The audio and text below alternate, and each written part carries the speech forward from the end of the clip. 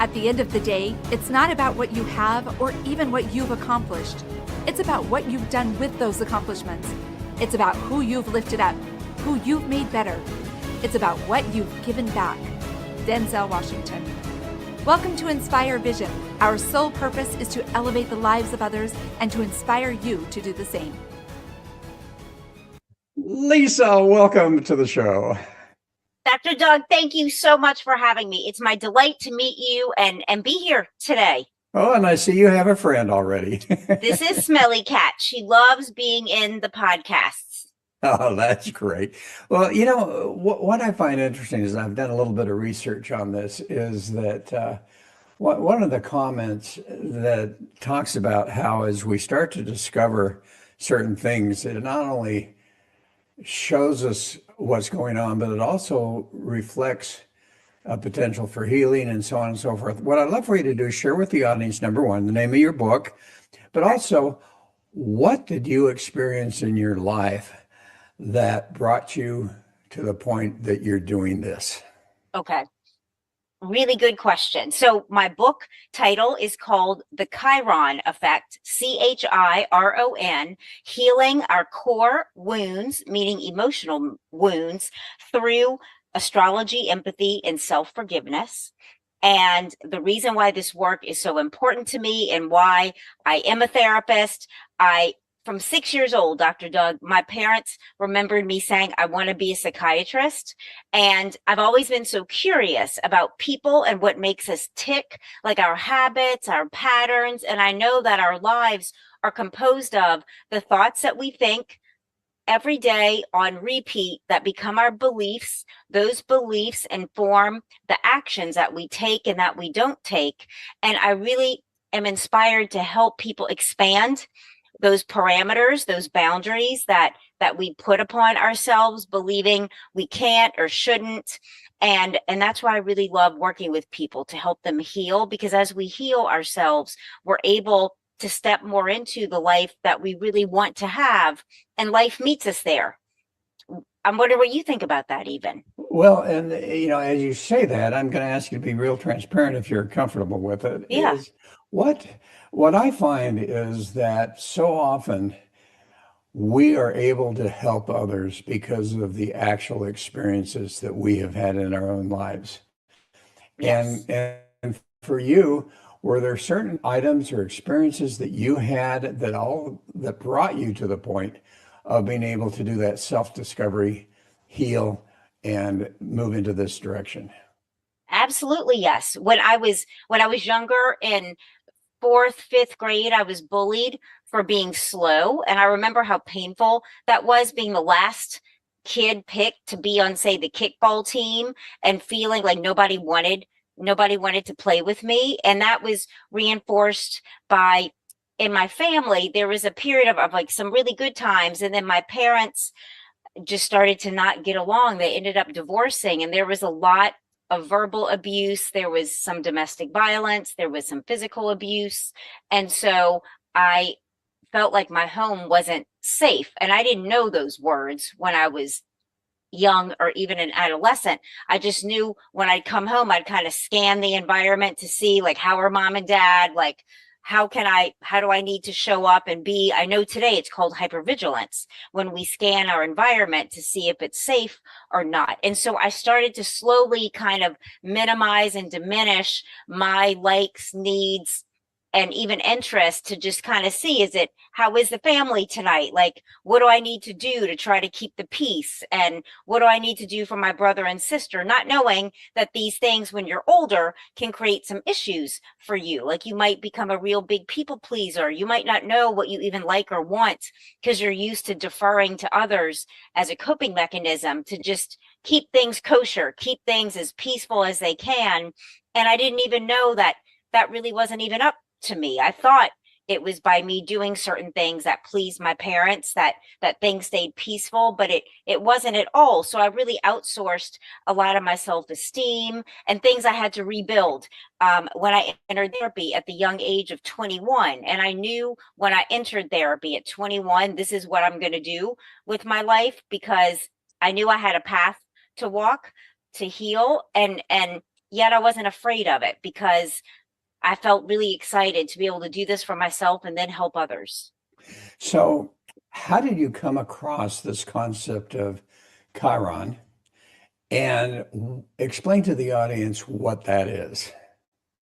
Sure. So I've been a psychotherapist since 2000 is when I got my license. I started practicing in 1998. So over 25 years now that I've been a therapist. And about 10 years ago, I started to get really frustrated, Dr. Doug, and wondering, why do I have so many successful clients that are experiencing anxiety and depression?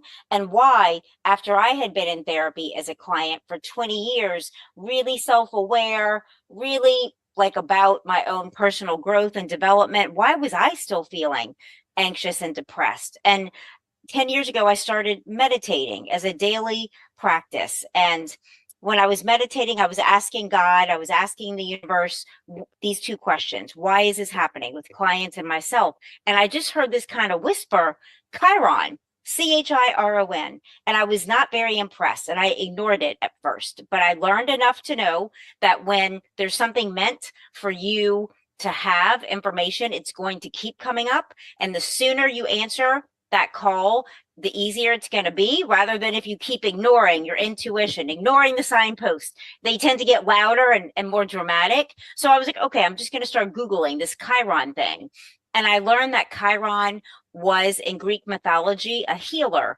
And when you go to the doctor's office in the US and you see the staff of medicine, the snakes wrapped around the staff, that's the staff of Asclepius that Chiron gave to Asclepius. Chiron was his tutor. So Chiron in mythology was the founding father of the healing arts, of pharmacy, of botany, of medicine, of therapy. Chiron is also in our solar system, orbiting between the planets of Saturn and Uranus. And in astronomy, Chiron was given that name to reference the mythological healer. It was the first in its class to have an odd elliptical orbit rather than a round orbit. And third, in astrology, Chiron is a placement in your birth chart. Just like you might know your sun sign is a Leo or Sagittarius or Gemini, this Chiron placement is in your birth chart. And it actually reveals an area of vulnerability in your thought patterns, a thought pattern that we perpetuate that doesn't necessarily serve us. And it's where we tend to encounter emotional and psychological wounding, even sometimes financial issues, relationship issues. And that's when I started to really research and integrate the Chiron astrology into psychology and taking personal responsibility. And I trademarked the word psychoastrology as a result. Well, and that's wonderful. You know what I find interesting? Obviously, I come from a scientific background. All Yeah. right. And you do too, if you're a Yeah. psychotherapist. All right. And one of the first questions that came to my mind as I was reviewing things for the podcast today was, how on earth do they come up with these different wounds that Chiron astrology suggests based on your birth chart? And as I researched that out, I found it fascinating because, my first question is, well, is this scientific? Right. And it's like, well, no, there's no scientific, but at the same time, as I was researching it out, I discovered that there were a number of people early on that started looking at this that had a number of different clients or patients. And over a period of time, they started to identify some commonality. And ultimately, they were able to pinpoint, based on going back to the Chiron chart, they were able to pinpoint those particular wounds, or whatever you want to call them, imprints, patterns, Yeah. whatever that happens Imprints. to be, based on that. I found that so fascinating. They say it's not scientific, but yet that's how science works, is you do the research, you do the comparisons, you find the commonality, and you come to the conclusions. And Dr. Doug, I want to share with you and our audience that I really struggled with this astrology component when I started researching and knew I wanted to write a book, because I was struggling with the issue. Are you telling me that when I was born and the stars being in the sky means that I am X, Y, and Z? I'm a really big believer in free will and taking personal responsibility. And finally, in meditation, it was this huge download. It was like, no, Lisa, You wrote your chart. You chose these aspects and attributes before you came into your physical incarnation that you wanted to explore as a human being. And now that you're here, you do have free will and you do have the ability to learn skills you might not have or know today to change and shape your life. So this isn't dictated to you. It was written by you, kind of how you thought you wanted to explore this planet. And it's absolutely up to all of us to take our twists and turns and choose those experience. How does that land with you? Well, it does. And in fact, as I was researching, I realized that even Carl Jung, who is Yeah. a renowned psychotherapist, used astrology. And again, the way he approached it, which I really appreciated, was not that he's going to predict future events and so forth, but he used it in order to discover that inner self and what was doing it. I happen to do a behavioral analysis that comes up with a similar concept of what's your greatest fear or what's your Wow. greatest wound. And Mhm. what I did, and you'll love this, is I did my own chart. All right. Yeah. I went in and researched it and found it, and I found that it was so similar from what Chiron said versus what my personal behavioral analysis said as far as Yes. what is that wound. The other thing that I really love, and I want to get into this more, is Melanie Reinhardt, who I think was one of the beginning people who really researched this out, made a Yes. comment, and I think it's important for the audience to understand what this is really all about. She says, Chiron's placement shows us where we are wounded, but also where we have the potential to heal ourselves and to help others heal. Hmm. And so it's not just a matter of discovering that personal imprint or those type of discoveries subconsciously, but also by allowing us then to take that and as we overcome it to be able to be a gift to others. So I'd love for you to share how you've helped people and maybe share some examples of people that have experienced some things, how you've used this to help people not only overcome those beliefs, but also to really become.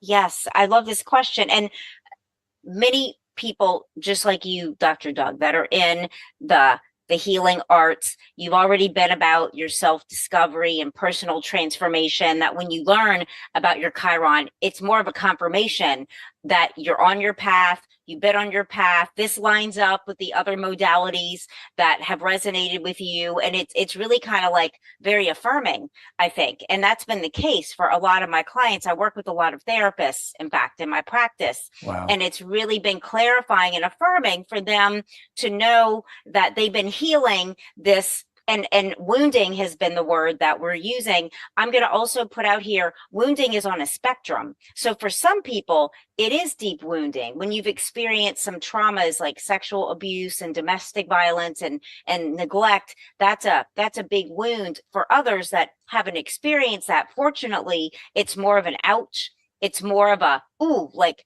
when this comes up, it's uncomfortable, but it's not necessarily a wound. So be aware of that, because I don't want people to be afraid to learn about their Chiron. It really reveals where we might even feel like we have some low self-esteem, or we might want to hide that part of ourselves. That it might not be outwardly obvious that though on paper we're really successful with the Chiron and Aries placement, inwardly you might feel like you're not good enough, and you keep performing and you keep achieving, hoping to feel better about yourself. But it takes you making that connection that I'm trying to value myself through achievement, rather than, okay, you can achieve all you want, but first and foremost, let's just approve of ourselves and let's give ourselves a break and not be so harsh, for example. So it's really personal discovery. So many of my clients have loved hearing and learning about this to apply it to what they're going through in their lives, to just have a clearer roadmap moving forward. So, any examples you can share where you had a client come in without obviously using names and the process that you took them through to the point where not only did they discover the wound, overcome it, but then were able to use it as a gift to others? Yeah, I have actually quite a few very prolific clients that are also podcasters, and they've used the work we've done together to start their podcast, write a book, really be able to offer and serve more in the community and in their world by understanding that there wasn't really anything wrong with them, that they had some natural responses, natural and healthy responses to painful things, and to forgive themselves. My book centers upon self-forgiveness and empathy. So this client in particular, and others, it's really the self-forgiveness piece that sets them free. I think we weren't really taught, Dr. Doug, that forgiveness is for ourselves also. It's not just for others. And that's been really life-changing for the people I work with, to learn to forgive themselves, especially women. Yeah, and how do they do that? I mean, we talk at certain levels about, well, this is what they need to do, and this is what they need to do, and so forth. But how do you help an individual to learn self-forgiveness? Because that's not real easy. We can do it right now. There's a beautiful practice that I offer and share with clients when, and all of you listening or watching, think of something right now, in fact, that's a struggle for you, or you really don't feel good about how things turned out. It's like this pain point. And I'm even recalling something in my life where it's been hard to like move on from it, even though it's been several years. Like I've judged myself for it. So something like that. And if you can just kind of even close your eyes and settle into that space you were in when you said or did or showed up in this way that just, feels so painful, uncomfortable for you. And if you can just even put your hands over your heart and speak to that part of you, I'm just so sorry you went through that. And maybe it was a loss. Maybe someone left you, a relationship ended really abruptly. It was painful. I'm just so sorry you went through that, to yourself. Like, to really connect with that part of you and give him, her, them that empathy. I'm just so sorry you went through that. And what do you need from me? And next step is like, what do you need to know from me about that? Like, what do you need to hear? And often it's, and I'm sorry. And if that person isn't in your life to say I'm sorry, so often things happen, a rupture in a relationship, and the appropriate amends aren't made. So you don't need it from that person. You can give it to yourself. I'm just so sorry. And even say to yourself what you wish they would have said to you. And again, you're going to slow this down. I'm rushing through it in the interest of time, but you're going to really slow this down and even write about it. Write what you wanted to hear, what you needed to hear and didn't. And I invite you then to burn that in your sink as a way to release, to really release from yourself this judgment, this pain, this criticism. And I walk clients through doing that with different occurrences in their lives to really let themselves off this hook. So as we talk about that, what comes to my mind is a client that I had Yeah. that we used NLP, and I'm certified in NLP. And Yeah. so as we went back and I'm looking at reframing, so I use the word reframing. So in his case, very much I'm not good enough. His experience comes from a childhood experience in school where the teacher was abusive, um, mentally and emotionally, put him in the back of the room, you're stupid Mm. type of thing. So it wasn't an event that caused that he was the result or he was the cause of the pain, but rather it was his perception of what was happening. And as we went in and reframed that and he understood that it had nothing to do with him, it had everything to do with the teacher, Yes. because he was very bright. But as we went through that, how do you work with that? And what's the differentiation between our perceived limiting beliefs, which I believe have a lot to do with perception as a young Hmm. child, versus the actual wounds that may occur to us that we need to forgive ourselves for, or maybe forgive others. Yes. And I think I hear you talk about, on one hand, there's the reframing, using our mind, using our intellect and our intelligence to see other possibilities besides the one that we decided was true. And that is a necessary step in healing. I think often before people can get there, they need to just feel attuned to and really just feel like, I'm just sorry you went through that. And often that person isn't here anymore. Like in the when it pertains to this client. It was when he was younger. So the people aren't here the teacher isn't here to make the amends. So I think the reframe is excellent, as well as if that ever comes up again and it starts to release, it's like the volume of a stereo turns down of these triggers. It's less intense, it's of shorter duration, that I'm sure over time now, if this comes up for him, it's turned way down than what it was before.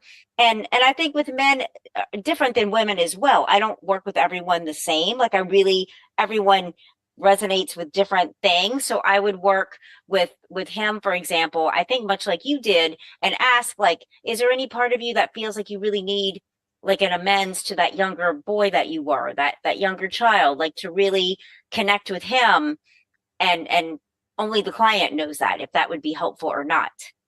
Well, but how important would it be for him to forgive her? Oh, I'm not talking about, actually, see, that's where people get really mixed up. They think all this forgiveness is for others. And what I'm really talking about here, like, forget the teacher and the forgiveness. This is, for him, for you, like that can come later.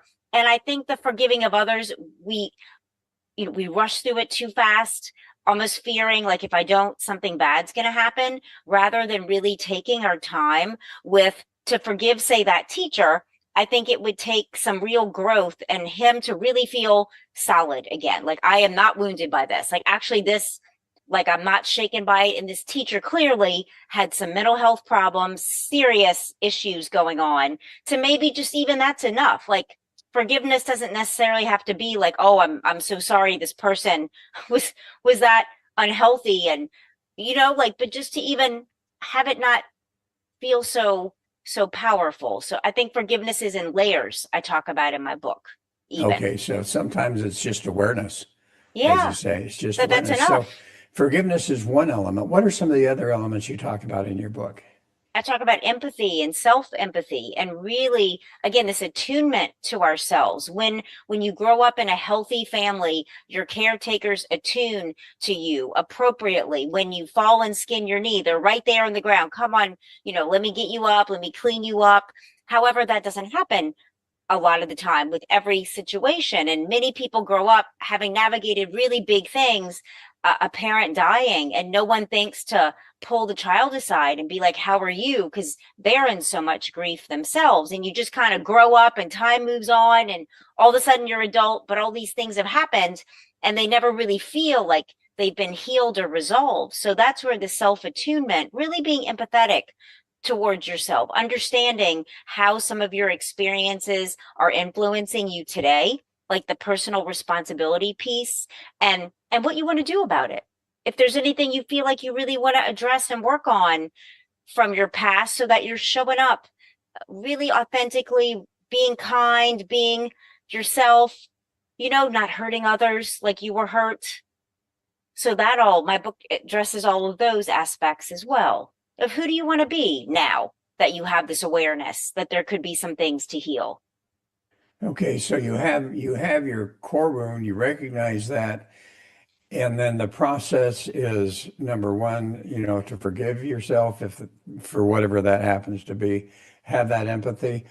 What else is there? What are the steps that your clients will take to actually Yeah. get to the point where not only have they overcome that, but now they have discovered that, oh, here's a gift that because of this, I have become and I can become, maybe they haven't necessarily, but they can, and realize that here's a way that I can now take that experience and rather become the victim of it, I can become empowered by it.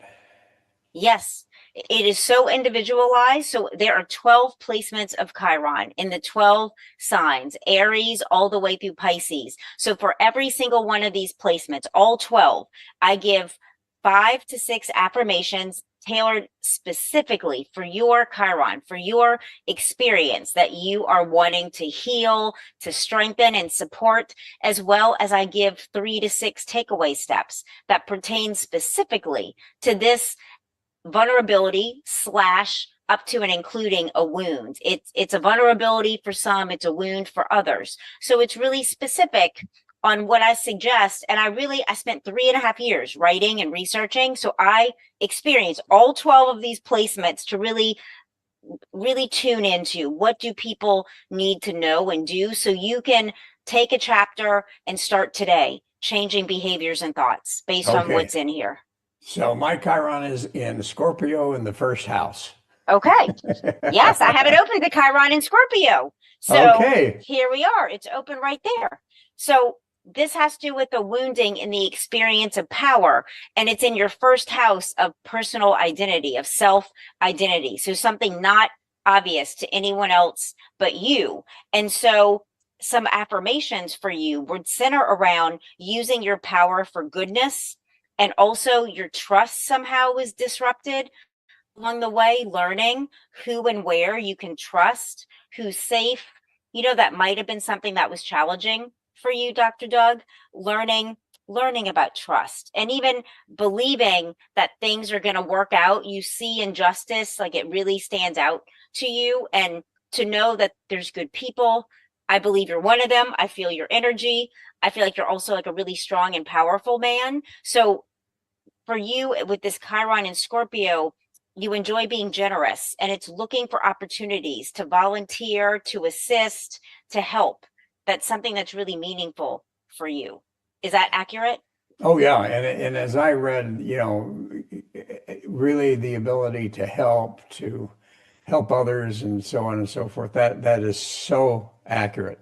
And Yes. I was fascinated as I got into that and recognized that. So for you, where's yours?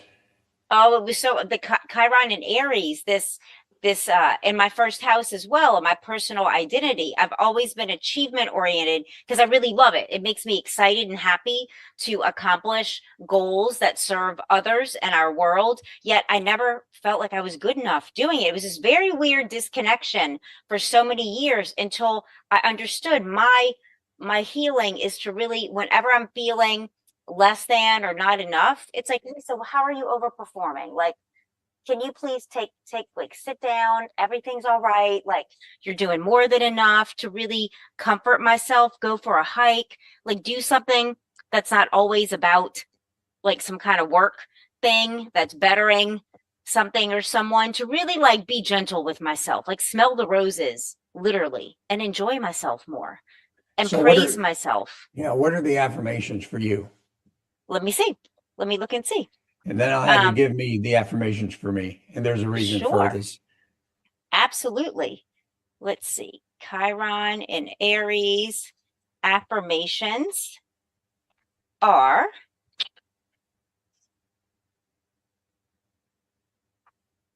I own my right to exist. My value lies within. That was a big one for me. I am enough. I actually am enough, and I am worthy. And that's so important for those of you that overperform and feel like it's based in doing more. It's knowing you're worthy and enough right now. Okay, and then Scorpio. Yes. Let's see. The Scorpio affirmations, they're different. They're about, I use my power for goodness, because there is the possibility of a Chiron and Scorpio person that's not aligned, that's not, really in their self-awareness, that they could use their power to hurt others. So the affirmation is, I use my power for goodness. I'm learning to trust. I am safe. Everything is always working out for me, and I am generous and kind. Well, and I love the words I am. And as we get theologically into that whole thing, I when am I am the great I am. the great I am. Yes. And as we look at that, and I look at that and realize, what? Here's a teaching that most of us miss is it's not that we have to do this, do this, do this, but we become. And as we become, then we naturally do things.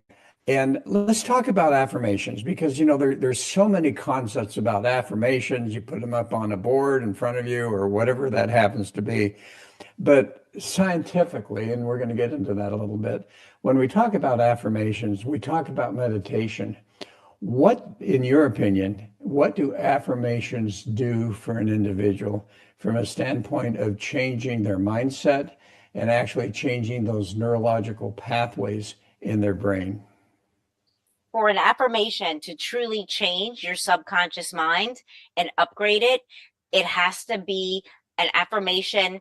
I baby step it progressively. It's hard to just start saying, I'm rich when there's no money in your bank account. So a better start would be things like looking for the abundance that does surround you. I'm going to look for the abundance that's in my life, and even noticing I'm noticing the abundance that I have, and feeling the feeling of abundance, and baby stepping, show me. And I really draw in what people believe spiritually, like, God, show me that I am abundant. Show me that you are providing for me. Show me that I can, and I'm going to be rich. Like, show me. And it's in that way the affirmation really has some traction in our subconscious mind to start shifting what we believed, and then different things show up, new opportunities show up. How do you see that?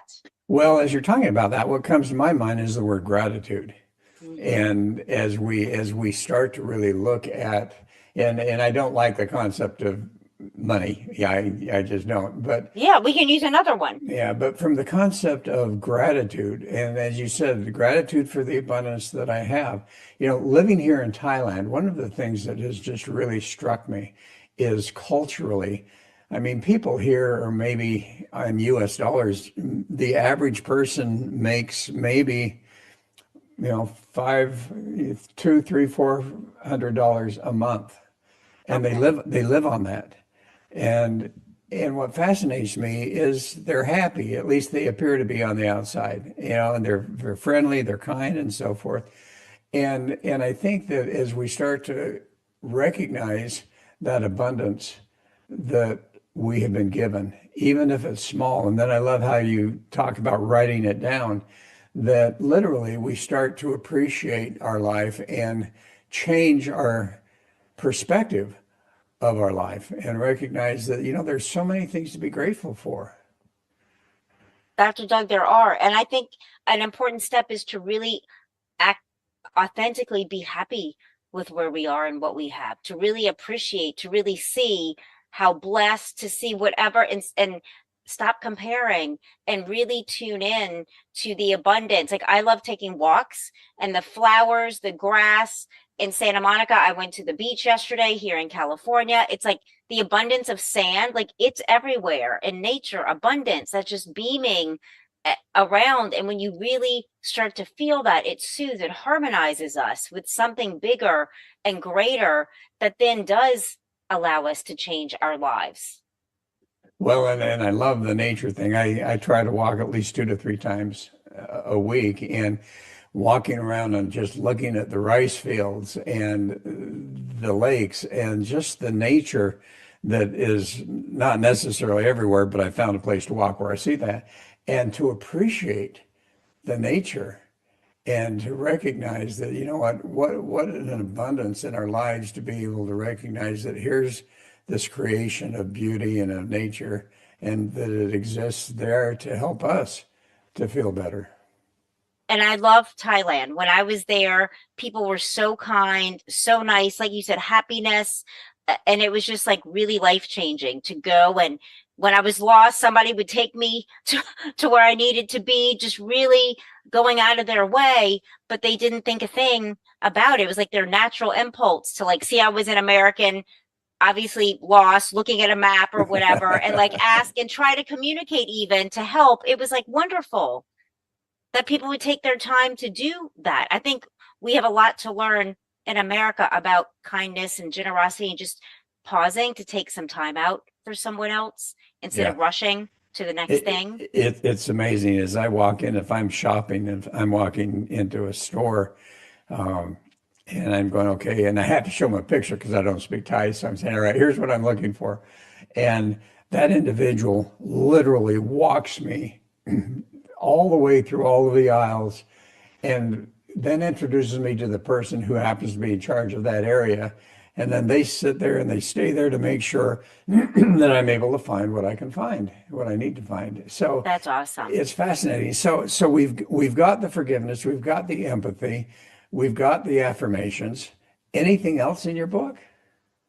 You know, I do talk about gratitude. Like you were saying, it's so important. It's for me a daily thing. I start my day with gratitude. I end my day with gratitude. There's so much to appreciate when we really have eyes for that. So, any specific examples of someone who literally was self-sabotaging because of those wounds, and ultimately, with your help, you were able to guide them through that process to where they came out on the other end, really Yeah, experiencing life in a positive way. Can you share a specific example and step yeah. by A step?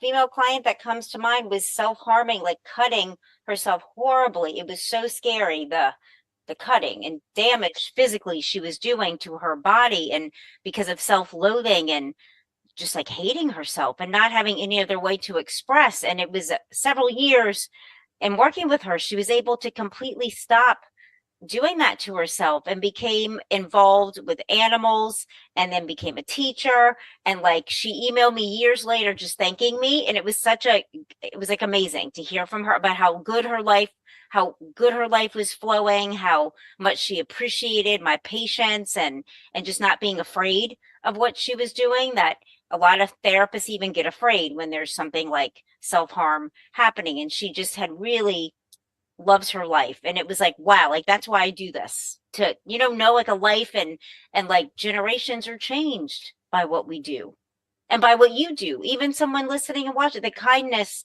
that you speak and show, it affects people in profoundly positive ways.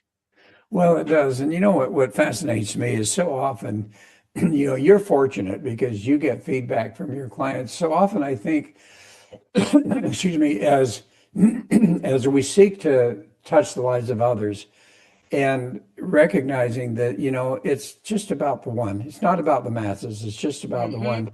We don't always get that feedback of what we happen to do, whether it was a smile or whether it was just something that we did for another individual that literally changed their lives. And we don't often get Yes. that feedback that that's what happened, and yet it happens.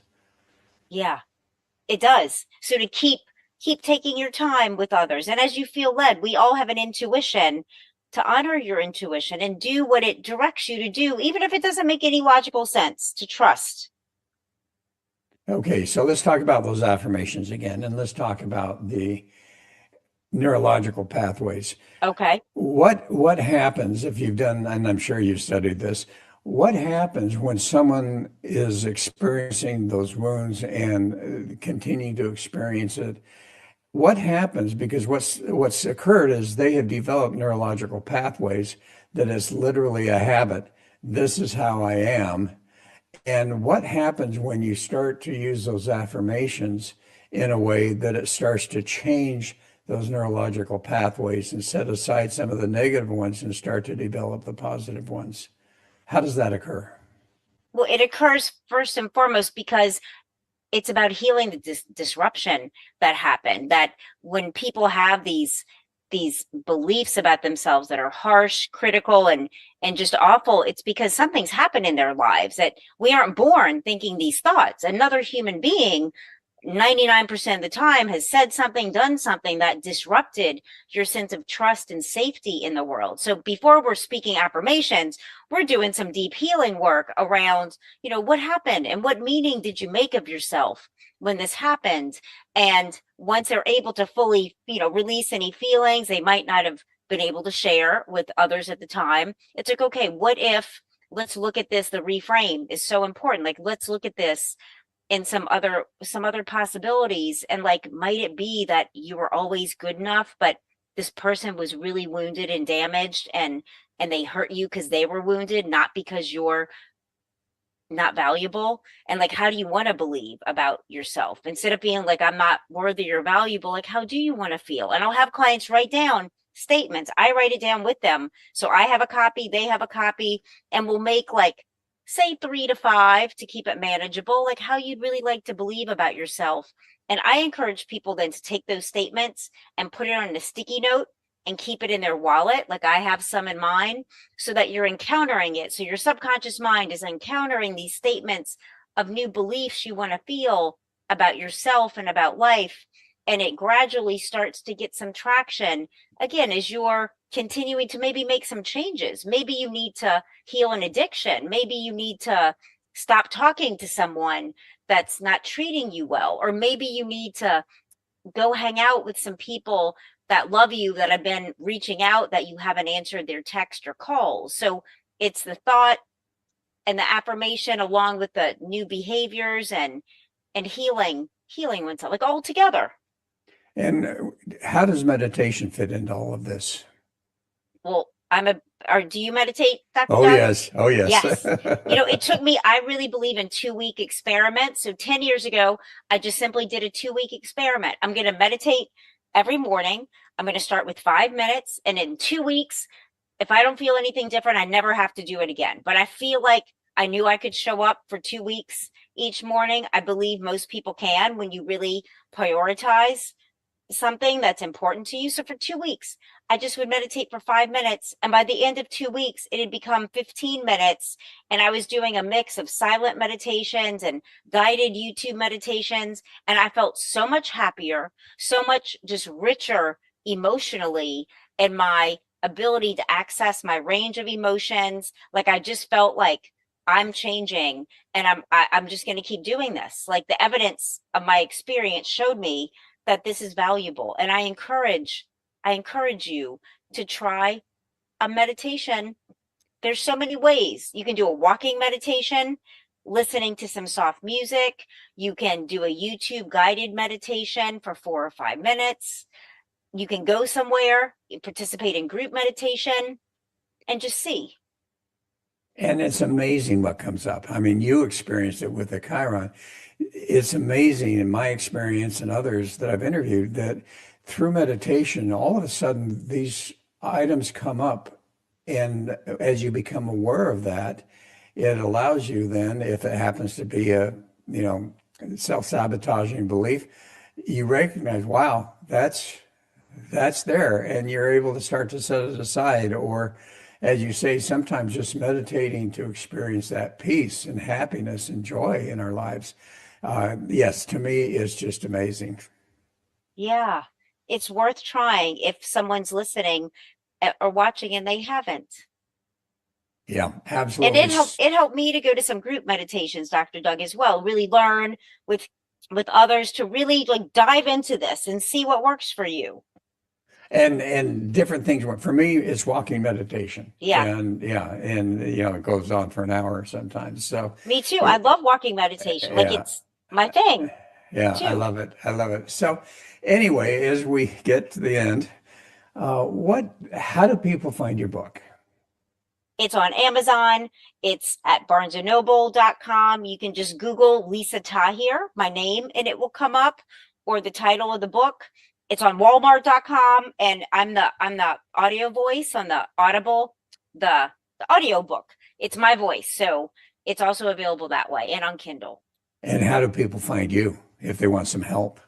Thank you, Dr. Doug. You can find me. You can Google my name. Again, Lisa Tahir, Tahir. My website is NOLA Therapy, NOLATHERAPY.com. And it stands for New Orleans, Los Angeles Therapy, the 2 places that I live.